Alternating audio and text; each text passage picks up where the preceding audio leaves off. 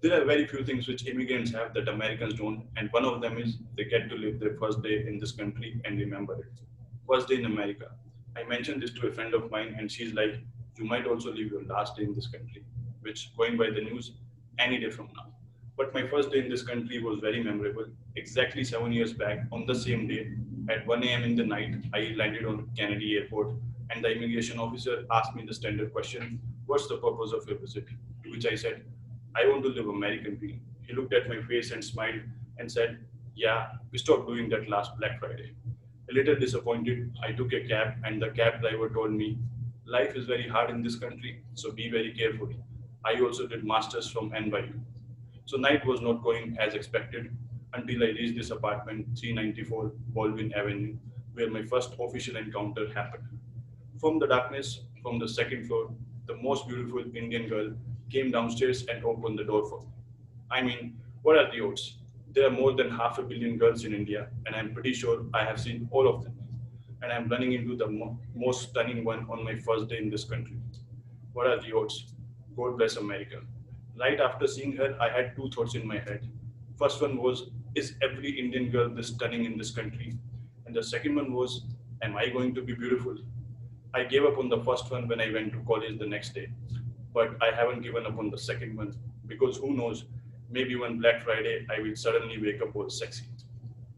But I realized one thing from that entire experience, which is never ever tell the most beautiful girl in the world that she is the most beautiful girl in the world, because sooner or later she will start acting like one. I'm going to walk you through three more such meetings, and my second encounter happened right here in front of Ogleview Station, and it was with a homeless guy. Sometimes I feel homeless guy in this country have way more swag than they should. So I met this guy. This guy was smoking a joint. He had curly hair. He was playing a guitar, and he had tattoos on all his fingers. I remember one of the tattoo was a unicorn. The second was a bottle of Corona. Third one was a dick, and the fourth one was a cigarette named President. So I started talking to him, and he asked me, "Are you an Indian?" I couldn't deny, usually I go with Syria to appear intimidating, but that day I could not. Then he asked me, "Do you know because of who India got independence?" Apparently, this guy was a history enthusiast. Because before he could say Ben Kingsley, I said, "Yeah, because of Gandhi, Bhagat Singh, and few other freedom fighters." He interrupted me and he said, "No, India got independence because of Hitler." I was surprised. And then he started explaining. He said during World War, Britain fought with Germany and many other countries. Britain got so weak that they could not have the same grasp on the colonies the way they used to. So they had no option but to let India go. I was a little surprised because not only this guy was cool, he was an intellectual. Honestly, I wanted to take my money back, but then I thought maybe I should play the bigger guy for a change. And I asked him, "Do you want more history books you want to read?" He said yes. Next day, I went to him with all my history books, and he hugged me. He stood up and he thanked me with gratitude in his eyes. That time, I realized that this guy might have curly hair, but I'm taller than him. While coming back towards my house, I was smiling because deep in my heart, I knew that this fucker is going to look at all those books all day and he won't be able to understand a single word because all those books were in Hindi but not in English. But I realized two things from that experience. First thing was, it's one thing to find silver lining in anything, but we all can agree that Hitler was not a great guy. So I took that for Jewish people. Second thing was, and that thing was about myself. I realized that Hitler was not a great guy, but from what I just did, I am not a saint either. That was my second encounter. Moving on to the third one, I had this connecting flight from UK, and that's when I met this third person, this handsome African American gentleman. It was a long flight, so we started talking, and after some time, I ended up asking him that when will I finally start feeling like an American? Is it the day when I will finally start enjoying baseball and donuts? Is it the day when I can tell all faces on Mount Rushmore and name all Kardashian? What is better, sugar free, gluten free, or dairy free? I mean, who decides? Should I buy myself a pickup truck, start brewing my own beer while singing Sweet Home Alabama? But won't that make me a hipster? How important is it to know how many S are in Mississippi? Looking at me talking non-stop, he said, son, and he had a very powerful voice like Dave Chappelle.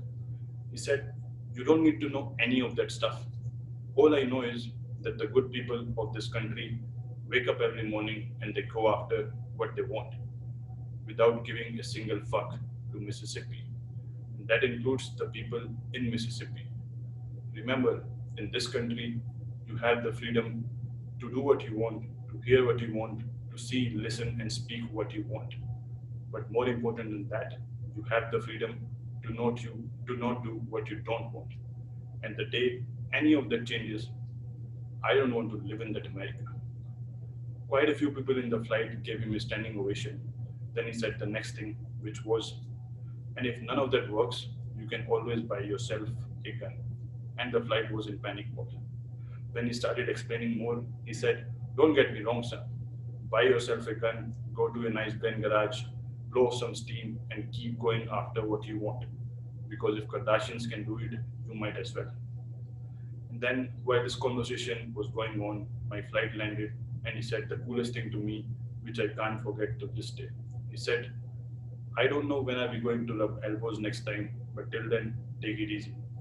And while his green passport with golden Arabic letters fell on the ground, I was so mesmerized that, completely ignoring the important details, all I could think was, how does it feel to rub elbows with someone? And that's when I realized the beauty of American phrases. That's when I realized that American phrases are smart, they are charming, they are independent, they bench 150 pound. Everything you want in a phrase is an American phrase. And that's when I made a promise to myself that the day I'm going to use first American phrase effortlessly, that's when I will feel that I have made it. Few days back, when I was watching Kanye West acting all Babe in the Woods, I suddenly started jonesing for donuts. Now, in last 7 years, I have grown to like New York Yankee cap. But if someone someday will start shoving baseball down my throat, I don't want to live in that America. Do you want to know about the fourth meeting I had? This last person I met at a friend's party, and it's one of those parties where you don't know what is real and what is not, but there is only one rule, that you're not supposed to look into the mirror.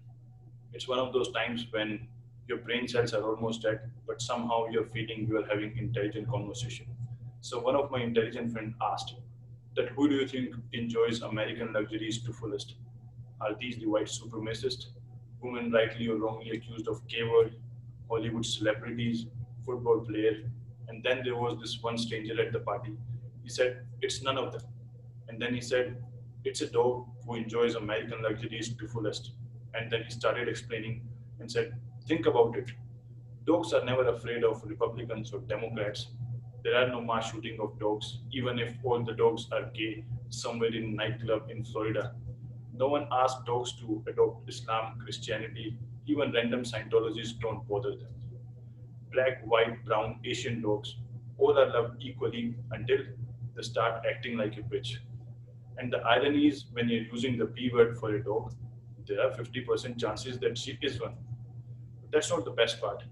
One day, I was outside during lockdown only once, and then there was this tall, beautiful blonde girl with blue eyes. She was walking with her dog. The kind of girl who stays in mint condition even if she doesn't touch a single drop of water. The kind of girl whose perfume shows up 10 seconds before she does. The kind of girl who is so smart that she won't say even a single while she's speaking and takes no shit for an answer. But when her dog took a dump in the middle of the street, she took it. And the dog was looking at me and then looking back at her, smiling and saying, she thinks I am on a leash. So that's how the condition of dogs are in this country. Next morning when we woke up, I think we had an epiphany and we were discussing. And one of the friends said, you know why dogs love unconditionally? Because maybe they are loved unconditionally. And maybe it's time to treat humans like dogs, love them unconditionally. The stranger from the last night said, yeah, I tried that with my girlfriend, but then she made me his bitch. Now to conclude everything that I have said so far, all I want to say is maybe I never met any homeless guy. Maybe I never sat next to Dave in a plane. And maybe I never told the girl in Jersey City how she looks. But in this country, I have the freedom to imagine what I want and to say what I want. But won't it be good to use that freedom to make someone smile once in a while, or maybe tell a joke just before you are about to pull the trigger? Because the day any of that changes, I don't want to live in that America. Thank you, guys.